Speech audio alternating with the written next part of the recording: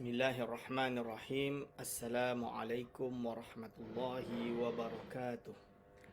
Alhamdulillahirrabbilalamin. Assalatu wassalamu ala ashrafil anbiya'i wal mursalin wa ala alihi wa ashabihi ajma'in. La hawla wa la quwwata illa billahil aliyil azim. Allahumma la sahla illa ma ja'altahu sahla wa anta taj'alu hazana iza syi'ta sahla. Rabbi shrah li sadri wa yassir li amri wahlul 'uqdatam min lisani yafqahu qawli, amma ba'du.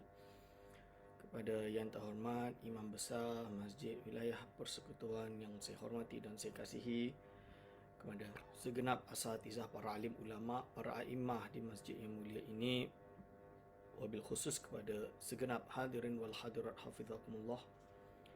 InsyaAllah pada pagi hari ini kita akan meneruskan pengajian kita dengan kitab Hidayatus Salikin karangan Al-Imam Al-Syekh Abdul Samad Al-Falimbani, yang mana pada hari ini kita sampai pada muka surat 207, bab ketiga, iaitu pada menyatakan menjauhi segala maksiat yang zahir. Dan kita merujuk kepada kata-kata Al-Imam Al-Ghazali rahimahullah di dalam kitabnya iaitu Al-Arba'in fi Usuluddin. Jadi ini salah satu kitab penting Imam Ghazali karang yang wajib untuk kita baca, wajib untuk kita mengaji suatu saat nanti, yang intipatinya mengandung segala prinsipal atau mabadik dalam bahasa Arabnya atau bahasa Inggerisnya prinsipal atau perkara-perkara inti di dalam agama. Hadirin wal hadirat hafizakumullah, dan kata Imam Al-Ghazali rahimahullah ta'ala di dalam kitab Al-Arba'in fi Usuluddin, ketahui olehmu bahawasanya manusia itu pada hakmu 6 perkara. Jadi manusia itu ada 6, pada hak kita ini ada 6 perkara. Pertama, tiada engkau ketahui akan hal orang itu adakah soleh atau fasik, maka harus memakan harta pemberian mereka itu dan tiada wajib menjauhi akan dia. Jadi kalau ada orang yang kita tahu dia adalah kita tak tahu apakah dia itu soleh ataupun fasik, jadi kita just tak ada ilmu, tak tahulah, kita tak tahu status dia, maka husnudzan bin nas, bersangka baik dengan manusia, maka tiada wajib menjauhi daripada harta dia. Kita tak wajib menjauhi harta dia, jadi kita boleh terimalah. Tetapi bagi orang yang wara' itu sunat menjauhkan akan dia itu. Tapi kalau orang tersebut memiliki kewarakan, jadi kalau kita ini memiliki kewarakan yang lebih tinggi, kita menjauhi hanya kerana kita tidak tahu. Berarti tuan-tuan, status quo, hukum asal mengambil atau memakan harta daripada orang yang kita tidak tahu status dia, tak wajib untuk kita korek baru boleh tahu, tak wajib. Hukum dia adalah boleh untuk memakan harta tersebut. Tapi of course bagi di kalangan umat manusia ini ada yang memiliki sifat ataupun memiliki akhlak atau memiliki takwa yang lebih tinggi atau dipanggil dengan wara'. Wara' ini adalah orang yang benda yang syubhat, benda bukankan syubhat, benda yang dia tak tahu pun kalau boleh dia jauh. Dia nak pasti yakin betul-betul halal baru dia nak. Tapi at the same point, bukan berarti dia mudah salahkan orang. Ada orang nak kata dia wara'. Bila dia nampak orang tak warak sikit macam dia, maka dia mula condemn orang tersebut. Dan itu bukan warak nama dia. Mungkin dia zahir warak, dari segi tak makan benda yang haram, benda yang syubhat. Tapi mulut dia jelas menunjukkan dia bukan orang yang soleh kerana mengkondem orang lain. Ini adalah perkara yang tidak benar dan tidak baik.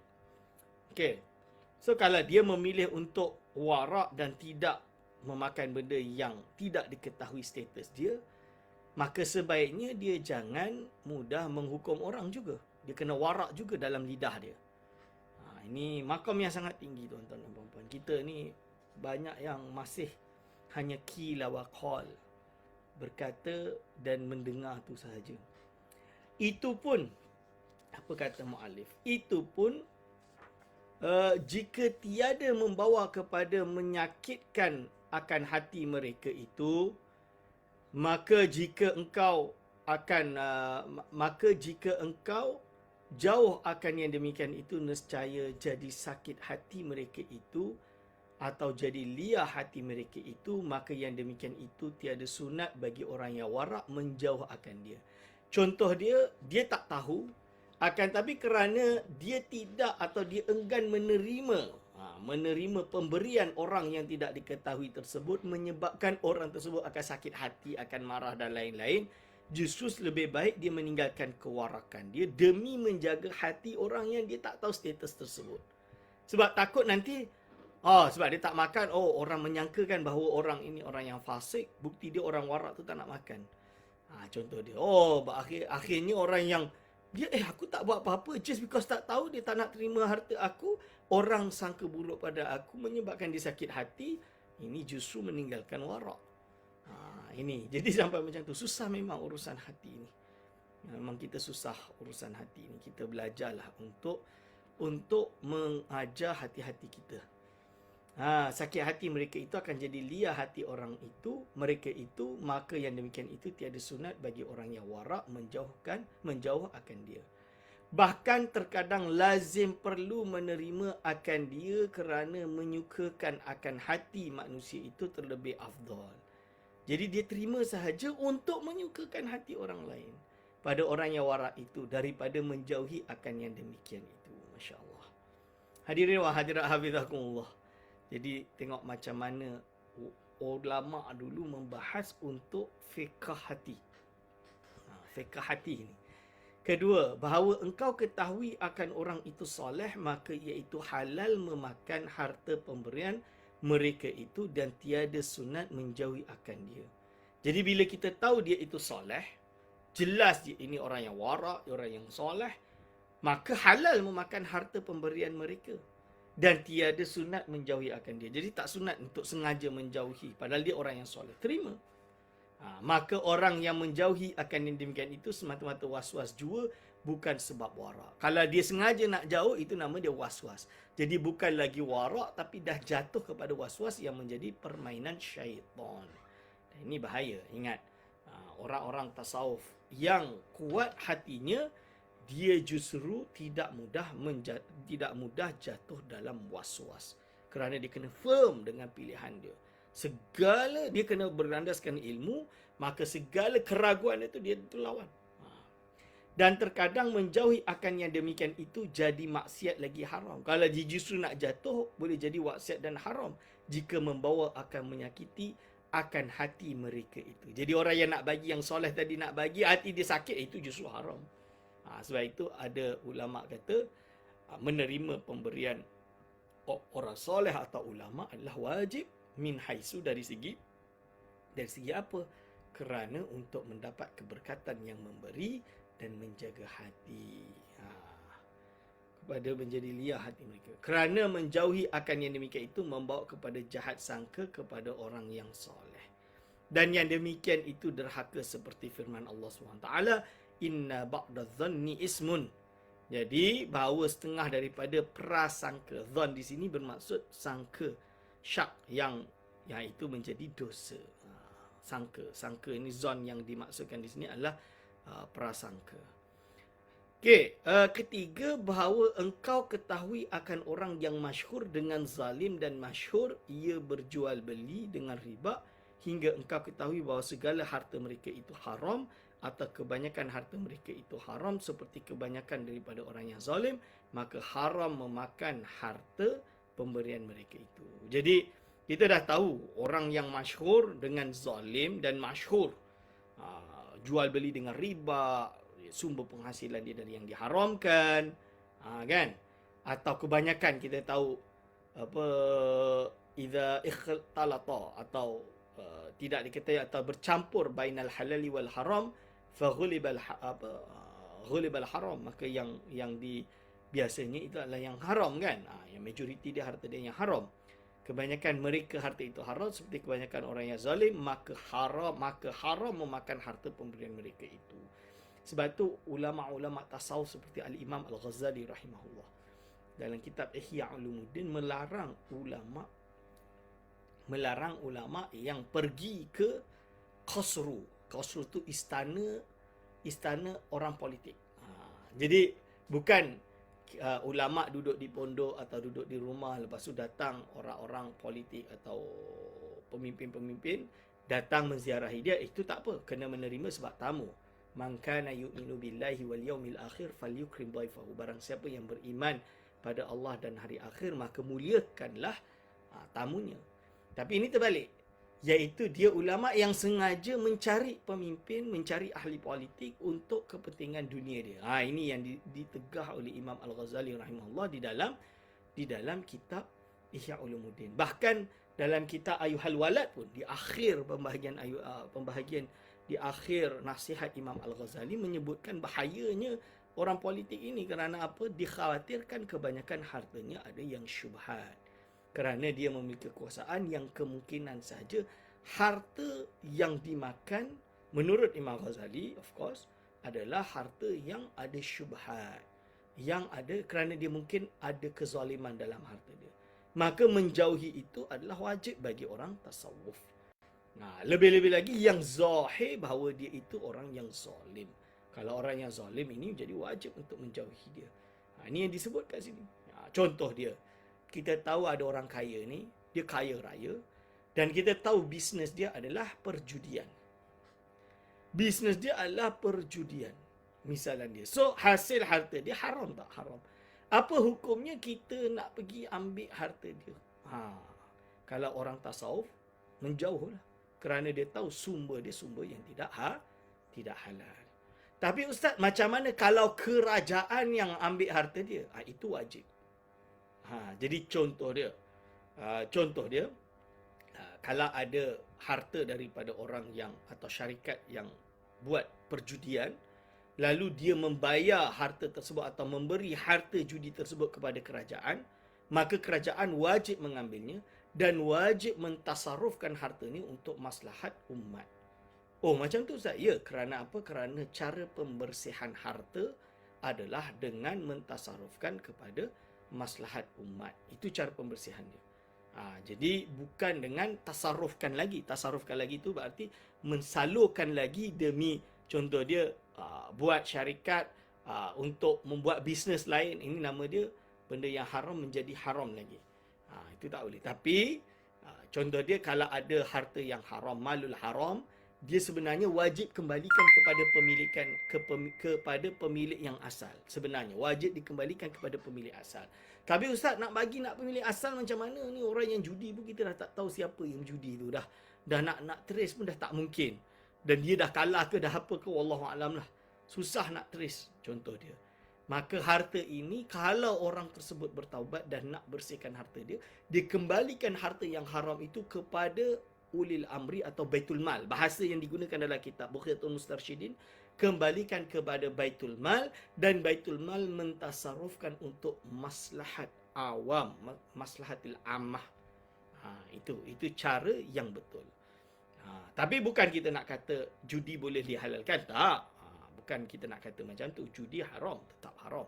Cuma kita berbicara tentang bagaimana nak mencuci harta yang haram. Dikembalikan kepada Baitul Mal. Baitul Mal itu kerajaan. Dan kerajaan mensalurkannya untuk maslahat awam. Yang keempat, bahawa engkau ketahui akan kebanyakan harta mereka itu halal, tetapi tiada sunyi daripada harta yang haram. Jadi kebanyakan harta dia halal, tapi mestilah ada yang haram. Contoh dia, kita hidup zaman sekarang ni ada syubhat. Kita hidup di zaman yang ada syubhat, ada harta yang haram. Contoh dia susah untuk dibezakan. Maka dalam kes ini, seperti ada harta mereka itu dapat daripada pusaka atau dapat dari berniaga, dan serta yang demikian itu ada dia berkhidmat kepada raja yang zalim. Sebab selalu yang Imam Ghazali bagi contoh ni adalah seorang ahli politik yang zalim. Dia selalu memberi contoh di dalam kitab Ihya Ulumuddin, ada bahagian tersebut. Maka dalam kes ini macam mana? Jadi nama dia, harta dia halal, pusaka halal, berniaga halal, bekerja halal. Tapi ada juga dia berkhidmat sehingga kan terjadi kezaliman. Harta yang dia dapat ni adalah harta yang hasil daripada kezaliman. Ini haram. Maka pada ghalib harta mereka itu halal. Tapi bila ditimbang antara harta dia, maka ternyata yang ghalib, yang paling majoriti adalah yang halal. Yang minoriti ni yang haram, sedikit. Mungkin harta dia daripada 100%, 80% halal, 20%, 10% syubhat, 10% haram, misalan dia. Tapi tiada sunyi daripada bercampur dengan harta yang haram. maka seyuknyanya, yang bari seyuknyanya sebaiknya, yang bari bagi orang yang warak menjauh daripada harta mereka itu. Sebaiknya kalau warak, dia jauhlah harta dia, walaupun ada sedikit. Bukan kita haramkan kita menjauh, itu warak. Mereka itu, tetapi pada syarat tiada haram memakan harta mereka itu. Ingat, apabila bercampur halal dan haram, tapi yang banyak adalah yang halal, maka yang halal ni yang mengalahkan yang sedikit. Yang majoriti ini mengalahkan yang sedikit. Maka kita husnudzon, yang kita makan ini adalah dari harta yang halal, bukan dari 10% yang diharamkan. Hukum syarak dia halal, kerana ada kaedah tadi tu. Cuma di sisi pandangan orang tasawuf, haram dari segi warak. Bukan haram syar'i, bukan haram itu, tapi dia mengharamkan diri dia kerana takut makan benda-benda yang diharamkan. Ini. Okey. Boleh jelaskan? So, kelima, bahawa orang itu tiada engkau ketahui halnya, tetapi ada engkau lihat atas mereka itu alamat orang zalim. Jadi ada, kita tak tahu status dia. Tapi adalah alamat-alamat dia ni orang yang zalim. Seperti ia memakai pakaian askar atau pakaian hamba orang yang zalim. Contoh dia ini kita tahu dia ini macam pakaian dia dari orang-orang yang zalim. Misalnya dia pemimpin yang zalim, orang yang koruptor, misalnya dia. So, jadi contoh dia macam mana? Maka alamat ini menunjukkan akan harta orang itu haram. Jadi ada alamat, ada tanda kemungkinan sahaja harta dia adalah harta yang haram. Maka wajib menjauhi akan dia dan jangan engkau makan akan harta mereka itu, melainkan jika sudah engkau periksa akan dia. Jadi, kerana dia orang suruhan dari sumber yang diharamkan, maka kita menjauhi. Kecuali kita dah taftish, kita dah cek, dah tanya. Dia kata, tak, ini saya dapat dari keluarga saya. Misalnya dia, bukan dari pekerjaan saya. Walaupun saya ini pekerja dari orang itu, tapi harta yang ini adalah didapatkan dari harta sumber yang halal. Misalnya dia. Maka ini macam mana?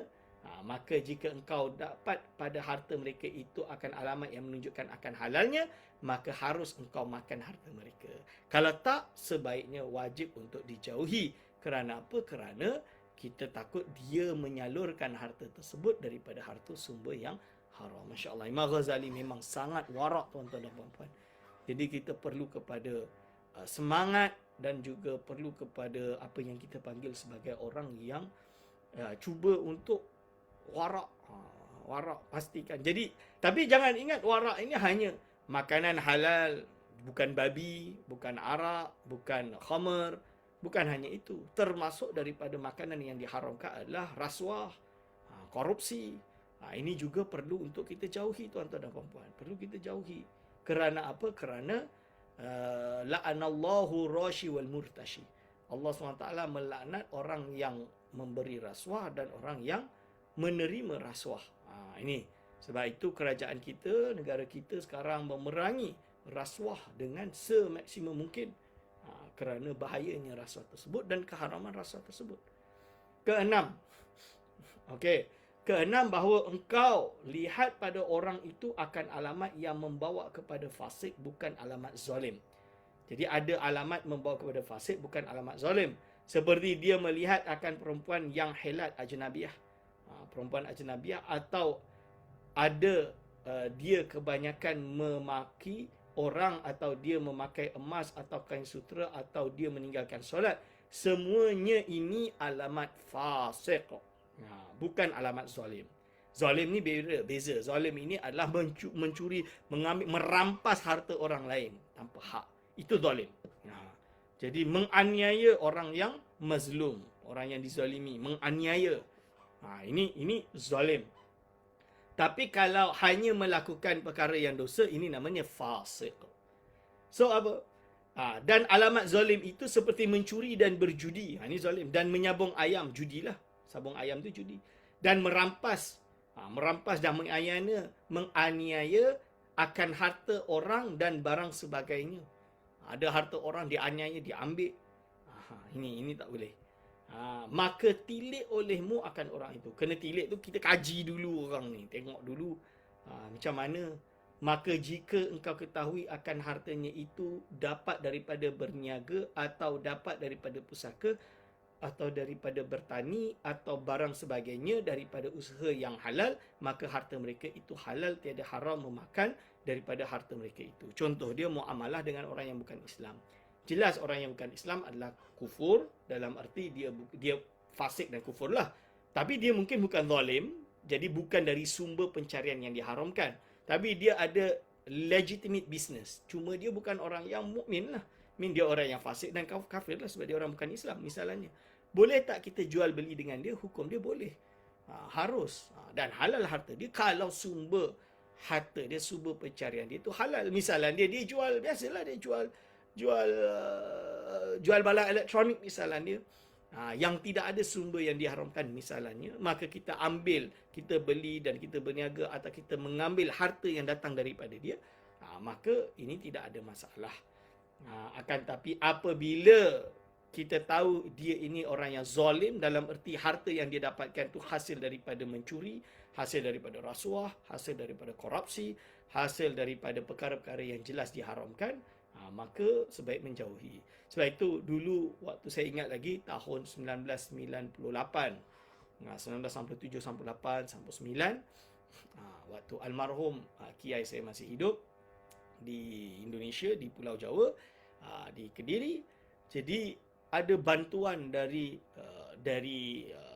beberapa pemimpin Indonesia, politik dan lain-lain ingin menyalurkan dari parti politik dan beberapa pemimpin ingin menyalurkan bantuan bermiliar rupiah. Miliar tu rupiah tu macam nak juta lah. Zaman tu juta lah kot.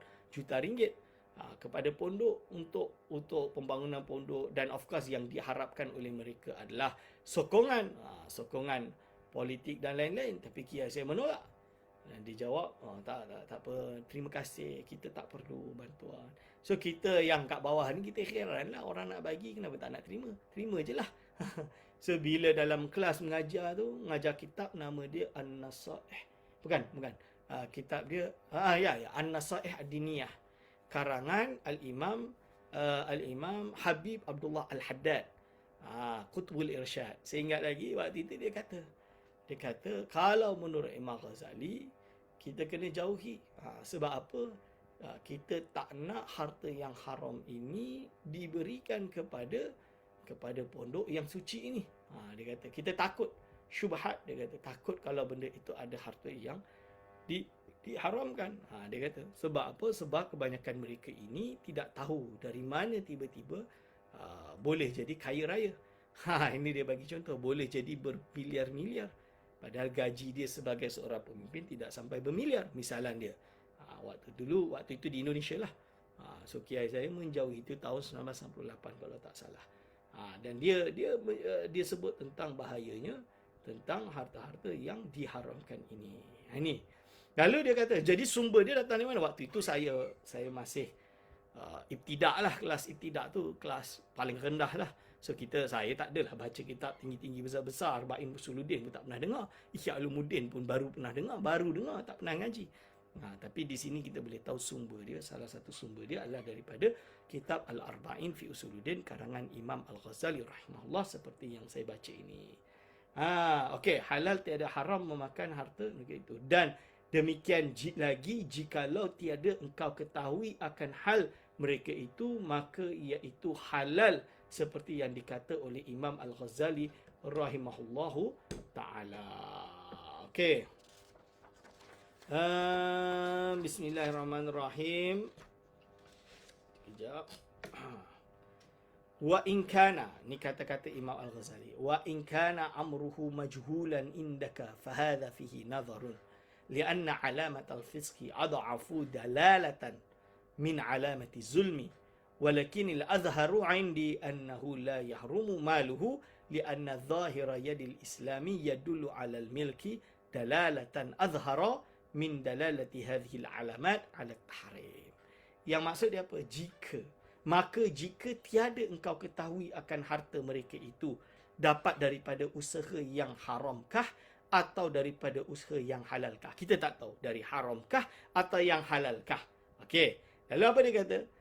Maka masalah ini di dalamnya ada nazar, iaitu perlu fihi nazarun. Fihi ialah ada perbincangan. Maksud bukan perlu diperiksa, saya tak setuju terjemahan perlu diperiksa. ada nazar ini, ada pandangan di kalangan ulama, kerana alamat fasik itu lebih dhaif daripada alamat zalim. Alamat fasik ini terlebih dhaif, lebih lemah daripada alamat zalim. Dan pada menunjukkan atas keharaman atau haram pada harta mereka itu. Jadi saya tanda di sini. Bukan perlu diperiksa. Nazarun tu berarti maksud dia fihi nazarun. Fihi nazarun tu ada perbincangan. Maksud dia ada khilaf di kalangan ulama. Ada khilaf di kalangan ulama. Jadi bila kita tak tahu, so ulama ada khilaf. Ada yang kata macam ni, ada yang kata macam ni. Lebih kurang macam tu. Lianna alamat al-fisqi ad'afu dalalatan min alamati zulmi. Jadi kalau hanya kerana dia fasik, ini alamat dia, tanda fasik ini lebih lemah daripada alamat dia zalim. Okey. Alamat zalim pada menunjukkan atas haram harta mereka itu. Lakin azharu indi annahu la yahrum. Walaupun macam tu, kerana nak kata fasik ni alamat dia lebih lemah dari zalim, zalim ni jelas. Kan?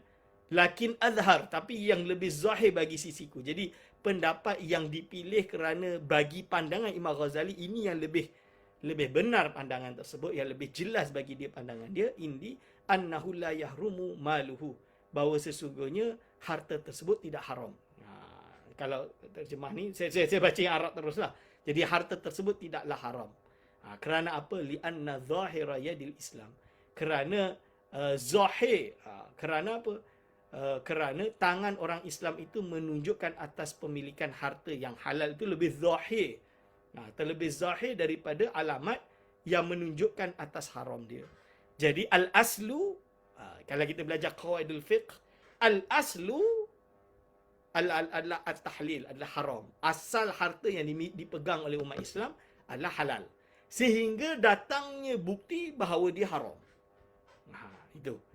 Jadi ini menunjukkan kehalalan asal harta orang Islam. Mana-mana orang Islam yang bawa harta, maka dia dianggap halal selagi tak ada dalil yang menunjukkan itu jelas-jelas haram. Dan ini pendapat yang azhar dan yang dipilih dan lebih tinggi menurut sisi syarak. Maksudnya ini hukum syarak yang dipakai oleh semua. Tapi of course ada di kalangan ahli syarak ini yang merasa warak, dia tidak mengharamkan tapi dia menjauhi harta yang diharamkan. Itu tak ada. Itu tak ada masalah. Dengan syarat tidak menyakiti orang yang memberi tadi. Kecuali yang jelas-jelas ada bukti bahawa dia itu zalim. Boleh nampak kaedah tadi. So, saya harap kita boleh nampak. Jadi, saya tidak setuju untuk kita mengharamkan makanan-makanan franchise. Contoh dia, makanan franchise yang datang daripada luar negara. Ada yang melingkan, buat garis. Ini datang, ini menolong Yahudi untuk beli senjata untuk membunuh umat Islam. Ya, kita tak nak perkara tersebut. Tapi misalnya dia ada beberapa syarikat makanan yang ada di Malaysia yang mungkin asal-usul dia datang daripada Yahudi di Amerika dan lain-lain. Akan tapi sekarang sudah menjadi syarikat 100% milik umat Islam atau milik orang Malaysia yang tidak ada kaitannya dengan negara Israel misalnya, maka dalam kes ini hukum dia apa? Hukum dia halal. Dan kita kena tolong kerana dia masih syarikat umat Islam misalnya dia, atau dia masih syarikat kita walaupun dulunya memiliki hubungan misalnya dia. Ini misalnya dia. So, jadi inti dia kita tidak boleh mudah mengharamkan sesuatu perkara atau suatu macam bisnes, restoran dan lain-lain hanya kerana fake news. Ini tak boleh lah. Katanya. Ini haram katanya. So kita tak boleh. Ini samalah iaitu kafa bil mar'i ithman an yuhaddisa bi kulli ma sami'ah. Jadi apa? Cukuplah seorang itu mendapat dosa bila dia mengkhabarkan apa sahaja yang ia dengari. Yang paling bahaya zaman saya dulu, email link tu lah yang dihantar email berantai, jauhkan ni, kita boycott tu, boycott ni. Padahal kita lupa bila kita boycott tu, kita boycott beratus orang Islam yang bekerja di Malaysia pada syarikat tersebut akan menghilangkan sumber pencarian mereka. Yang mana sebenarnya penghasilan daripada bisnes tersebut 1 sen pun tak pergi ke negara yang diharamkan tadi, negara haram Israel, tidak. Misalnya dia. So kita jangan terlajak menjudge menghukum dan menyebarkan berita-berita yang tidak dipastikan. Okey, syahdan. Apabila engkau ketahui akan sekalian yang tersebut itu, maka hendaklah engkau sungguh-sungguh menuntut akan yang halal. Jadi inti daripada kalam Imam Ghazali ini, apa yang disebutkan oleh Syekh Abdul Samad Al-Falibani. Intinya, kita kena pastikan, kalau kita dah tahu perkara ini, kita kena pastikan apa yang kita makan ni kita berusaha yang halal. Itu sahaja dah merupakan satu ibadah yang besar. Jadi kita niatkan dalam hati kita, kita nak yang kita makan ni hanya yang halal, bukan yang haram. Kita nak supaya keluarga kita, ku anfusakum wa ahlikum nara, menjaga diri kalian dan juga keluarga kalian daripada api neraka, iaitu dengan menjaga keluarga kita semua tidak makan harta yang haram. Ini. Dan apabila dapat engkau akan harta yang halal, maka hendaklah engkau simpankan, ringkaskan atas memakan yang halal itu. Walaupun dapat harta yang halal, jangan kita gelojoh habiskan. Tak, kita simpan, kita makan sekira yang perlu sahaja. Atas makan halal itu sekira-kira jangan sangat kenyang, kerana sangat kenyang itu mengeraskan akan hati dan membinasakan akan zihin itu adalah iaitu mengurangkan akan faham dan membatalkan akan hafalan. Jadi walaupun harta yang halal, jangan makan melebihi batas sampai iaitu sampai kita terlebih kenyang mengambil lebih yang diperlukan. Kerana ini namanya orang yang gelojoh, dan gelojoh ini menyebabkan kita keras hati. Menurut Imam Ghazali, bila dia keras hati, basirah akal dia akan jadi lemah. Maka hafalan dia susah. Dia tak cerdik. Ini betul. Sebab itu kami di pondok, kami di pondok ni memang dianjurkan untuk berpuasa, dan memang kiai selalu pesan bahawa kena selalu banyak berpuasa. Kita ada tirakat, bahasa Jawa kita panggil tirakat. Tirakat tu apa? Riyadhah. Bukan riyadhah sukan. Riyadhah dengan makna kitab lama, iaitu amalan-amalan yang menyebabkan diri ini tidak manja. Lebih kurang macam tu. Seperti berpuasa Daud, berpuasa Isnin Khamis, berpuasa pada hari-hari yang penting, Ayyamul Bid dan lain-lain. Itu untuk memastikan badan ni tak manja.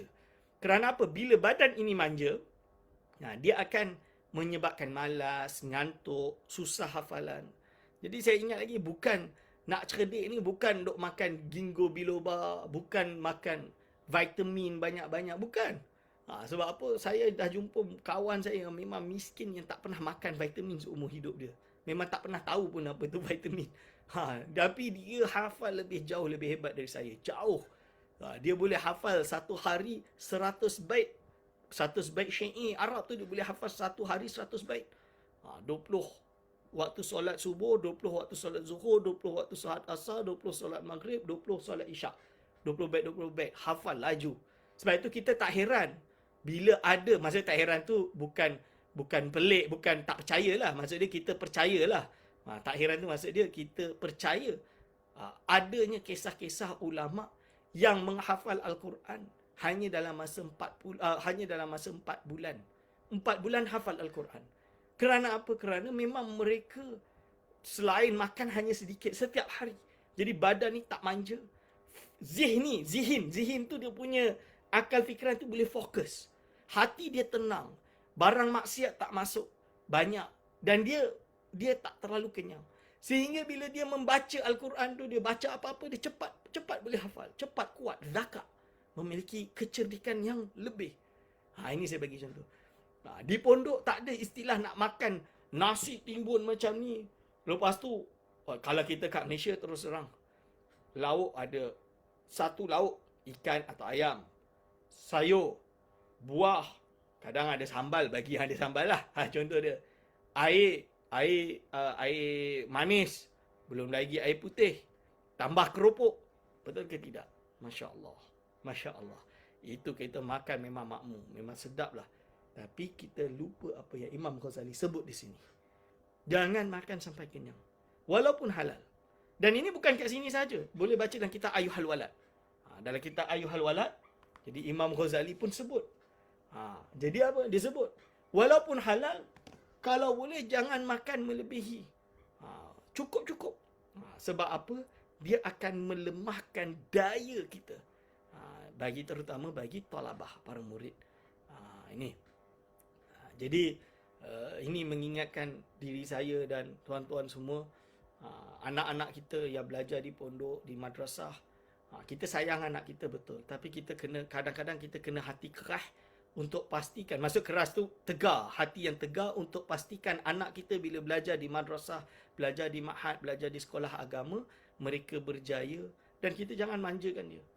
Kita jangan sampai saya tak sukalah bila dengar ada mak bapak yang membela anak sampai anak dia duk makan tiap-tiap hari telur. Tak boleh ustaz ni, saya dah bayar mahal, apa duk bagi telur je. Jangan. Itu saya tak setuju.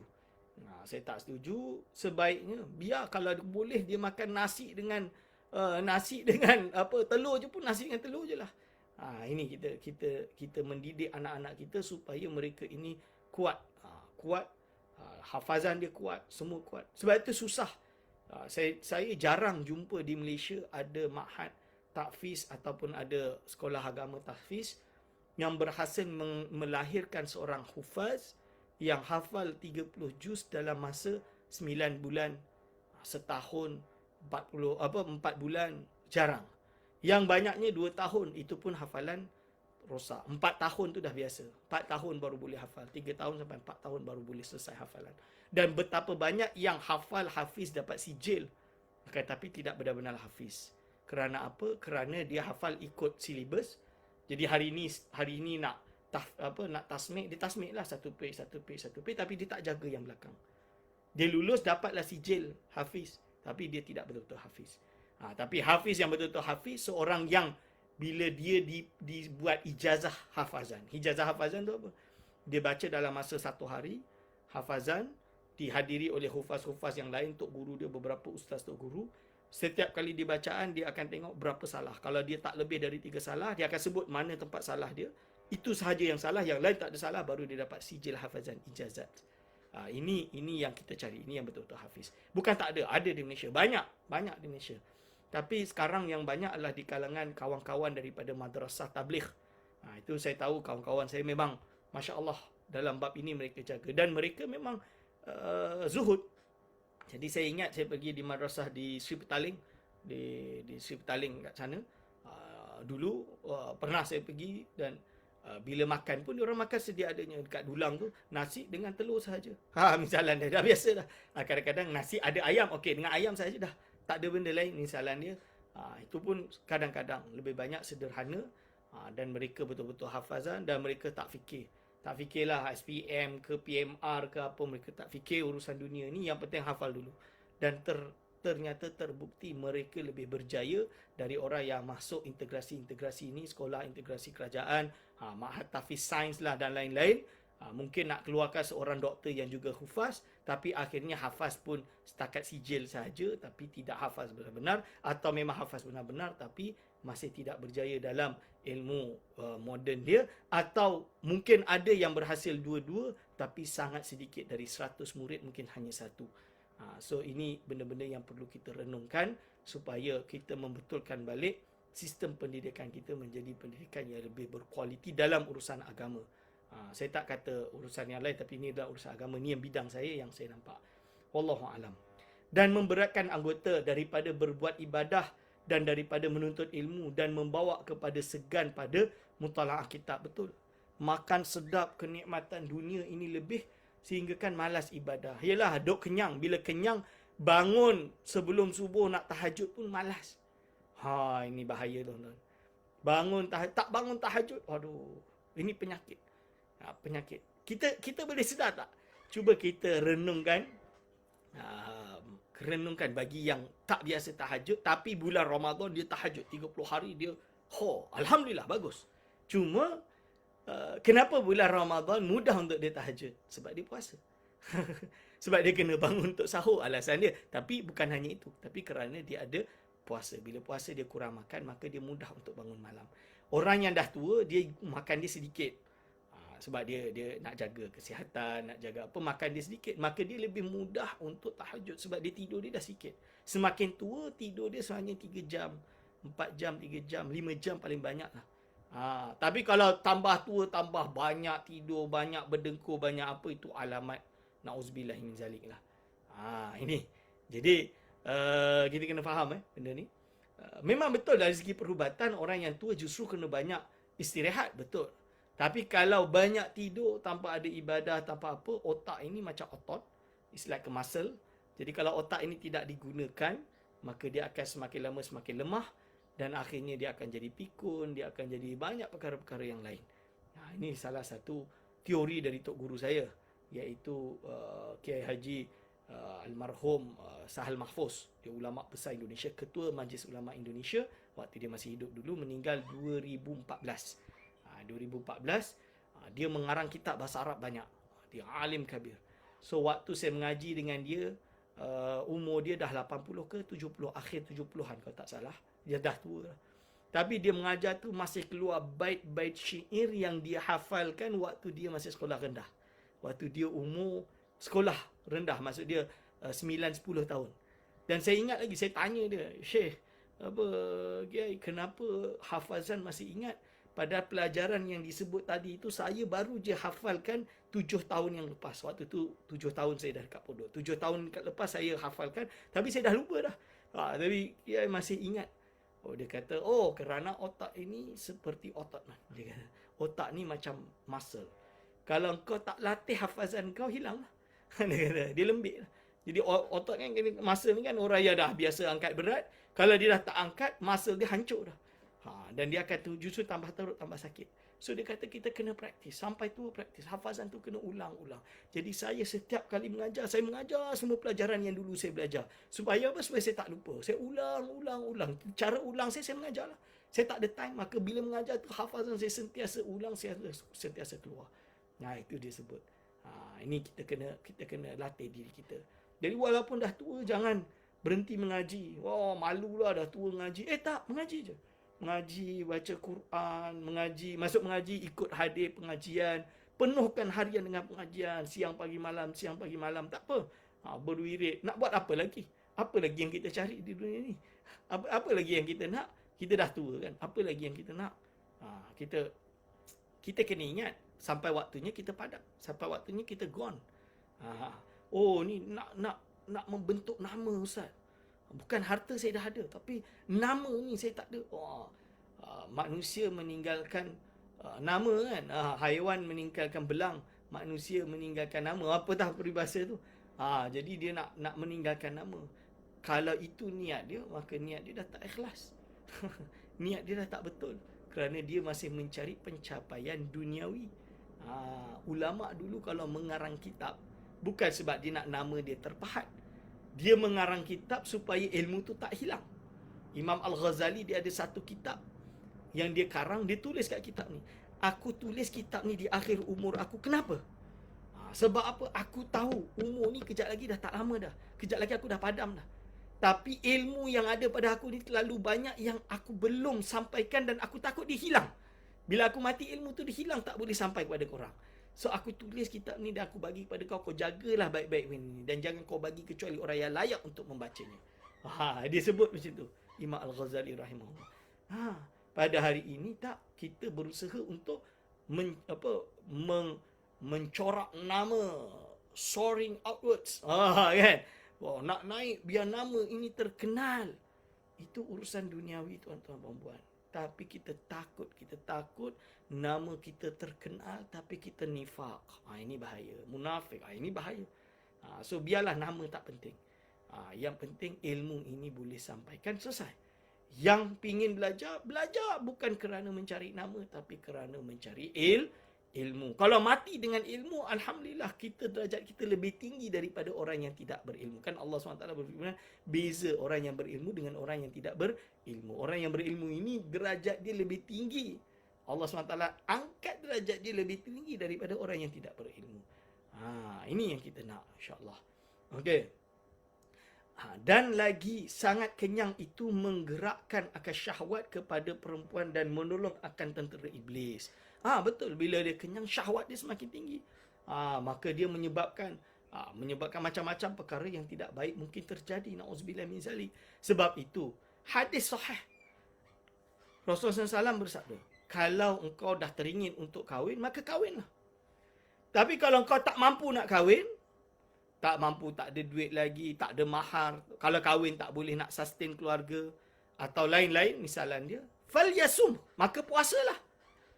Kalau tak boleh, maka puasalah. Kalau puasa, insya-Allah akan menahan nafsu. Ini sabda Rasulullah SAW. Jadi Rasul dah bagi ajar dah. Puasa. Sebab itu dia kata, kurangkan makan walaupun halal. Sebab apa? Dengan kurangnya makan akan mengawal nafsu. Kalau puasa, boleh kawal nafsu. Sebab itu puasa. Puasa. Masya Allah. Okey. Dan sangat kenyang daripada yang halal itu permulaan daripada segala kejahatan, na'udzubillah min zalik, iaitu membawa kepada berbuat kejahatan. Maka betapa lagi memakan daripada yang haram. Kalau makan yang haram lagi teruk, makan yang halal kenyang terlebih kenyang. Dah kenyang, makan lagi. Ini menyebabkan apa? Menyebabkan lebih dekat kepada kejahatan. Sebab itu Imam Ghazali menyebutkan dalam kitab Ayyuhal Walad, bahawa kalau boleh mencari harta tu, jangan gila-gila nak cari harta supaya jadi milioner, bilion-bilioner, tapi kita dah tak tahu apa kita nak buat dengan harta itu. Akhirnya kita terjerumus tak bayar zakat dan lain-lain, tu lebih besar. Hari ini berapa banyak bilioner, harta dia adalah mencapai 100 juta ringgit, 900 juta ringgit, 1 bilion misalan dia. Pasti kita tengok bayar zakat dia berapa? 2 juta, 3 juta. Bukankah harta dia 2.5%? Cuba kita tengok. Berarti dia banyak harta dia yang tidak dia lakukan untuk membayar zakat, tuan-tuan dan puan-puan. Efek dia apa? Bahaya. Ini namanya meninggalkan kewajipan. Fardu. Ini fardu ain bayar zakat tersebut. Berarti dia akan menghantui diri dia. Di akhirat kelak harta-harta dia akan tanya, kenapa engkau tidak bayar zakat? Bayar zakat, kenapa engkau tak bayar zakat? Ini contoh dia. Sebab itu Imam Ghazali kata, kita kerja sesuai dengan keperluan kita. Kalau setahun memerlukan, ibarat dia 100 guni misalnya, dia bahasa Imam Ghazali lah, waktu itu cara nak hitung tu adalah makan kut gitu, makanan rugi tu. Jadi kalau perlu 100 guni, kita kerja 100 guni, atau mungkin 120 just untuk sustain in case atau apa-apa, tak ada masalah. Tapi bukan melebihi dari hadul kifayah. Tapi of course pada hari ini kita tak boleh lah buat konteks seperti itu. Kita tak boleh, susah lah nak buat konteks seperti itu. So kita boleh ada savings, kita boleh ada apa, tapi kita kena jaga, pastikan kita tidak gelojoh dan tidak tamak, dan pastikan kita membayar zakat. Ini disebut oleh Imam Ghazali dalam kitab Ayyuhal Walad juga. Walaupun ini kita baca kitab Hidayatul Salikin, tapi saya tahu ini sumber dia dari kitab Ayyuhal Walad dan Ihya Ulumuddin. Okey, lalu apa kata Syekh Abdul Samad Falimbani lagi? Sabda Rasulullah SAW, sabda Nabi SAW, kullu lahmin, segala tiap-tiap daging, nabata min haramin fannaru aula bihi. Setiap-tiap daging yang tumbuh daripada memakan yang haram, maka api neraka terlebih aula dengan dia. Na'udzubillah min zalik. Ini yang kita tak nak, tuan-tuan dan puan-puan. Kita tak nak bahawa dengan makanan haram ini akan membawa kita kepada api neraka. Ingat. Jadi bahayanya makan makanan yang haram, rasuah, makanan yang haram, mencuri, makanan yang haram, scammers. Scammer tu. Yelah, ada yang kata, ustaz, yang makau-makau scam tu bukannya dia takut Tuhan pun, dia tak peduli pun dengan Tuhan. Ya, cuma kita sebut ni, siapa tahu bila dia dengar ni menyebabkan Allah SWT bukakan hati dia untuk dia berhenti duk menipu duit orang ni. Tak habis-habis saya pun heran. Tak habis-habis. Lebih sedih tu saya pun heran. Boleh transfer ni, kenapa bank tak tutup je akaun tersebut, tangkap terus pemilik akaun tersebut. Macam-macam lah. Ini kita pun pening kepala. Kita rakyat kecil ni pening kepala. Kita report ni berbulan-bulan untuk dapat duit kita balik yang hilang. Kadang memang tak dapat langsung. Kita orang-orang yang dizalimi. So orang-orang yang menzalimi ini, siap-siaplah di akhirat nanti masuk api neraka yang paling bawah. Dan kata Imam Al-Ghazali rahimahullah ta'ala, wal ibadatu wal ilmu ma'a aklil harami kal bina'i ala sirji, na'udzubillah min zalik. Kata Imam Ghazali apa? Ibadah dan ilmu serta memakan akan yang haram itu seperti membuat rumah di perhimpunan najis. Jadi apa? Kita buat rumah daripada najis. Na'udzubillah min zalik. Kita tak nak perkara tersebut, tuan-tuan dan puan-puan. Jadi kita kena jaga makanan kita supaya makanan kita yang halal sahaja. Menjaga lalu selanjutnya adalah menjaga faraj atau menjaga kemaluan. Adapun faraj maka engkau peliharakan akan dia daripada tiap-tiap yang diharamkan akan dia oleh Allah Subhanahu Wa Taala. Dan jadikan dirimu seperti yang dikata oleh Allah Subhanahu Wa Taala di dalam Al-Quran dengan firman-Nya, walladzina hum li furujihim hafizun illa ala azwajihim aw ma malakat aymanuhum fa innahum ghairu malumin. Dan mereka itu yang memeliharakan akan faraj mereka melainkan atas isteri mereka itu atau gundik mereka itu. Kerana zaman dulu ketika memiliki amat, kita panggil amat ni hamba sahaya perempuan, maka halal bagi pemilik dia, bukan selainnya. Okay? Maka sesungguhnya mereka itu tiada dicela oleh syarak. Syahdan, dengan engkau tiada kuasa memelihara akan faraj itu melainkan dengan memeliharakan 4 perkara. Jadi untuk menjaga faraj ini, cara dia adalah dengan memelihara 4 perkara ini. Pertama, memeliharakan mata daripada melihat akan perempuan yang helat, perempuan ajnabiyah. Sebab itu ada hadis Rasulullah SAW, fa'alaihil ghaddul basar. Maka wajib bagi lelaki untuk ghaddul basar. Ghaddul basar tu kalau tengok yang maksiat ni, alihkan pandangan. Ghaddul basar. Alihkan pandangan. Wajib fa'alaihi. Ada Imam Ghazali sebut, kata Imam Al-Ghazali rahimahullah di dalam kitab Ihya Ulumuddin. Apa Imam Ghazali kata? Man lam yahfaz ainahu lam yahfaz zakarahu. Barang siapa yang tiada memelihara dia akan matanya, nescaya tiada dapat ia memelihara akan zakarnya. Betul? Tak jaga mata, maka tak jaga zakar dia lah. Wa man lam yaqdir ala ghaddi basarihi lam yaqdir ala hifzi dinihi. Barang siapa tiada kuasa akan memejamkan matanya, nescaya tiada kuasa dia akan memeliharakan akan agamanya. Wa zinal aini min kabairis saghairi al muaddi ila zinal farji. Dan zina mata itu tiada daripada sebesar dosa kecil, sebesar dosa kecil yang membawa kepada zina faraj. Ini bahayanya. So ini dalam Imam Ghazali dia sebut.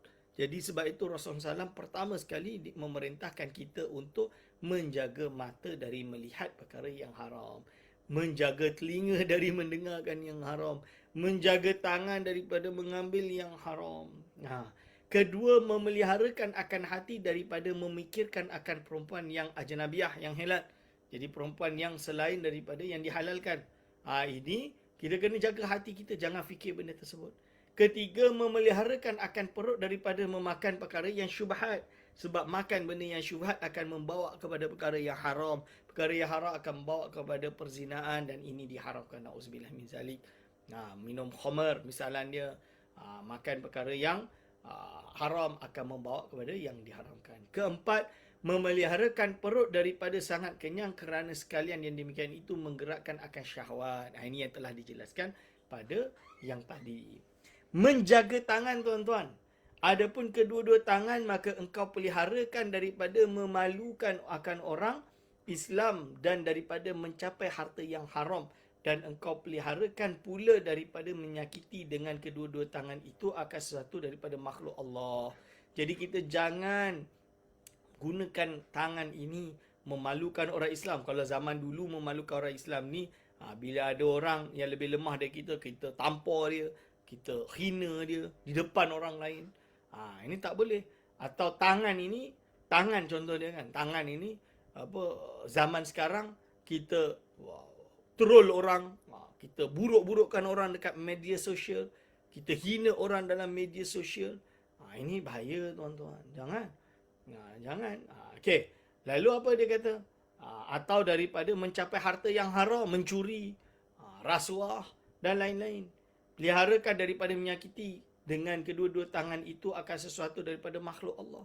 Atau engkau khianat dengan kedua-duanya itu pada amanah orang. Khianat amanah ni berkhianat pada amanah, ini yang paling bahaya tuan-tuan.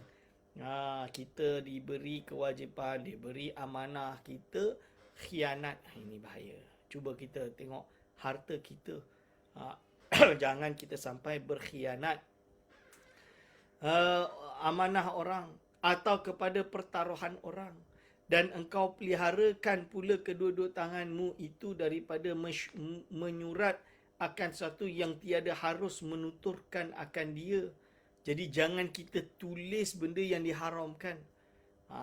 Troll, sebarkan berita palsu, share benda yang tak baik, maki hamun dekat dalam WhatsApp. Okey. Ini yang disebut na'udzubillah misalnya. Kita ingatkan pada diri kita, kadang-kadang kita lupa. Kadang-kadang kita lupa. Jadi kita ingat diri kita benda-benda ini. Ya Allah, astagfirullah. Kita istighfar banyak-banyak. Semoga kita diingatkan. Kita ingat akan perkara yang diharamkan ini, perkara yang bahayakan ini. Okey. Akan dia kerana wajib memelihara akan kolam penulisan itu daripada barang yang wajib memeliharakan akan lidah. Apa yang wajib dipeliharakan bagi lidah juga wajib bagi kolam, bagi pena, bagi penulisan tersebut. Kerana kolam itu satu lidah daripada dua lidah. Kerana penulisan ini salah satu lidah daripada dua lidah. Okey. Menjaga kaki. Selanjutnya tentang menjaga kaki. Jadi adapun kedua-dua kaki maka peliharakanlah olehmu daripada berjalan kepada segala yang diharamkan oleh syarak. Pergi disko, pergi pub, pergi tempat maksiat. Ini haram. Haram oleh syarak. Atau berjalan kepada orang yang zalim, atau kepada raja yang zalim. Raja yang zalim, pergi berjumpa dengan tokoh-tokoh yang zalim.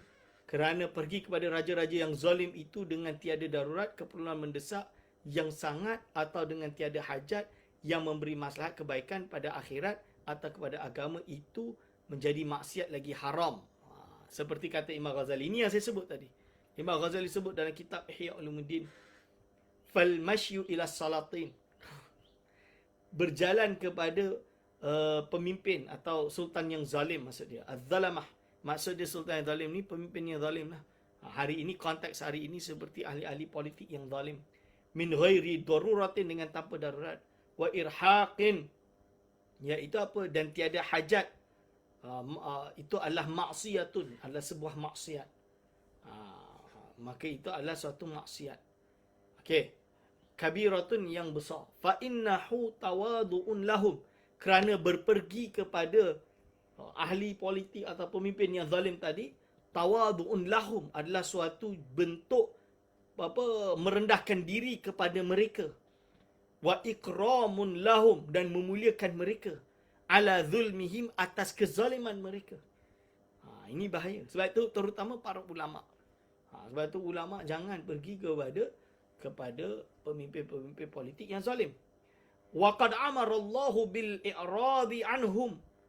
Dan benar-benar Allah SWT telah memerintahkan. Terjemahan saya ni saya tak baca yang bawah ni, boleh tuan-tuan baca yang bawah, tak jauh beza pun insya-Allah.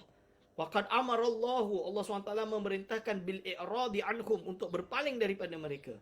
Fi qaulihi ta'ala, pada firman Allah Subhanahu wa ta'ala, wala tarkanu, dan janganlah kamu cenderung, ilal ladzina, kepada orang-orang yang zalamu, yang telah menzalimi, telah berlaku zalim. Lalu apa? Fatamassakumun nar. Nescaya akan fatamassakumun nar, maka nescaya api akan memegang engkau, menyentuh engkau. Wa ma lakum min dunillahi min awliya'i. Maka apa? Iaitu apa? Dan lagi yang demikian itu membanyakkan bagi kaum mereka itu, dan menolong bagi mereka itu, atas kezaliman mereka. Lalu apa dia sebut? Wa ma lakum min dunillahi min awliya'i summa la tunsarun. Wa huwa taksiru lisawadihim. Tak? Iaitu wa ma lakum, dan tidak ada bagi kalian semua selain Allah, iaitu tempat untuk meminta pertolongan, min awliya, atau tempat untuk kita bergantung. Summa la tunsarun. Lalu tidaklah kamu ini adalah orang-orang yang ditolong kerana apa? Berpegang kepada golongan-golongan yang zalim tadi. Wahwa taksirun lisawadihim. Kenapa alasan dia? Ini penjelasan Imam Ghazali. Wahwa taksirun, kerana kalau kita pergi kepada orang yang zalim, ini adalah memperbanyak atau meninggikan lisawadihim, iaitu kekuasaan orang yang zalim tadi. Wa i'anatun lahum ala zulmihim, membantu mereka dalam kezaliman mereka. Wa in kana dzalika, walaupun ada perkara tersebut lisababi talabi malihim fahuwa sa'yun ilal harami. Walaupun ada perkara tersebut adalah kerana sebab perkara ini sebab apa? Kerana mencari harta mereka itu adalah suatu jalan menuju kepada perkara yang diharamkan.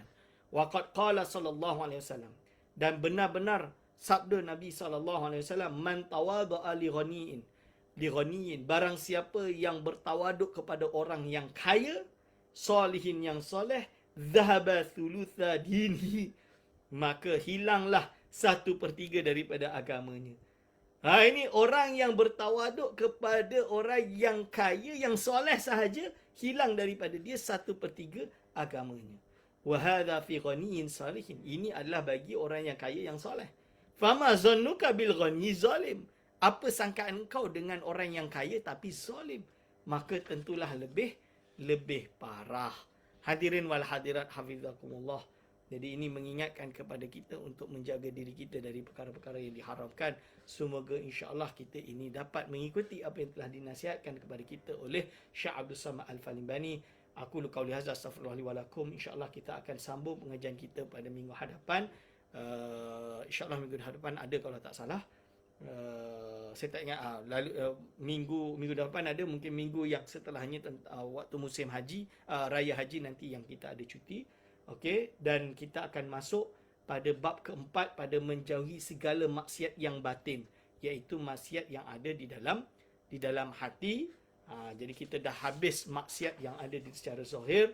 Segala salah silap saya mohon maaf. Apa yang saya ajarkan ini tidak lain adalah sebenarnya menasihatkan diri saya sendiri, dengan harapan kita sama-sama dapat mengikuti nasihat-nasihat yang telah diberikan oleh Syekh Abdul Samad Al-Falimbani dan mendapatkan ilmu yang bermanfaat. Aku qauli hadza astaghfirullah li wa lakum. Wassalamualaikum warahmatullahi wabarakatuh.